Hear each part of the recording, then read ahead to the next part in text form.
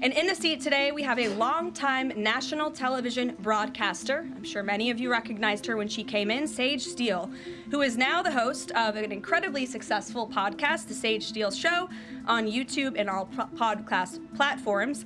And previously, Sage was a fixture at ESPN from 2007 to 2023, primarily hosting SportsCenter, which we all know well, before leaving the company to exercise her First Amendment rights more freely. We are honored to welcome her to the briefing room today. She will be joining the president at the big EO signing later this afternoon. I know many of you will be there as well.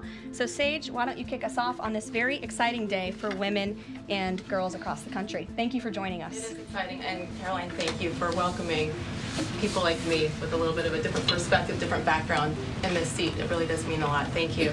Obviously, the House already passed the Protection of Women and Girls in Sports Act, which was a really big step for women and girls. So far, the Senate, as we know, has not brought it up to vote. We all know executive orders can be overturned, so I'm wondering how important it is to the president to get Congress to bring this, to pass legislation. So there are no instances like the past administration that really tried to destroy Title IX.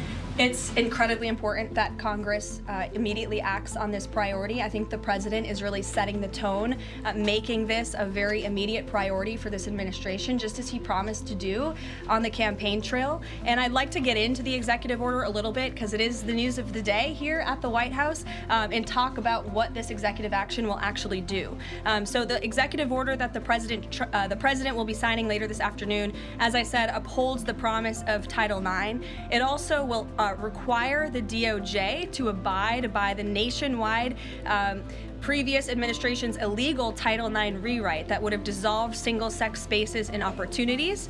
It also requires immediate action, including enforcement actions against schools and athletic associations comprised of schools that deny women single-sex sports in single-sex locker rooms.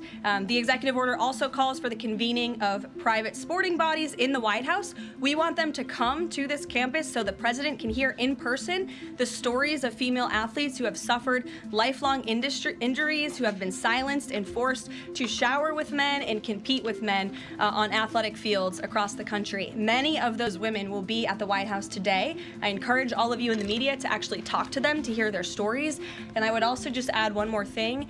This is a wildly popular position with the American people. In fact, there was a new poll recently that showed the overwhelming majority of Democrats also support keeping biological men out of women's sports. And so I know the president is very excited about the bill signing that will take place at 3 o'clock this afternoon. You will hear from him more on that later, and we look forward to seeing you there, Sage. So thank you very, very much.